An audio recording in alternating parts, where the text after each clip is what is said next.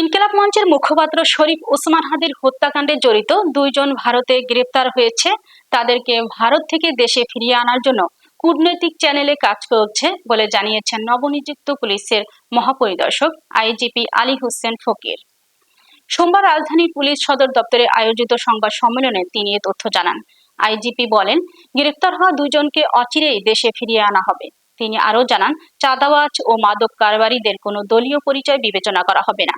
প্রতিটি থানাকে zero complain centre হিসেবে কার্যকর করার পরিকল্পনা নেওয়া হয়েছে। আলী হোসেন ফকির বলেন, পুলিশ সদস্যদের অতি উৎসাহী আচরণ না করার নির্দেশ থাকবে, তবে জনগণকে আইন মেনে চলতে হবে। তিনি সতর্ক করে বলেন, কোনো নিষিদ্ধ সংগঠন যদি আইন বহির্ভূত কাজে জড়িত থাকে তাদের ছাড় দেওয়া হবে না।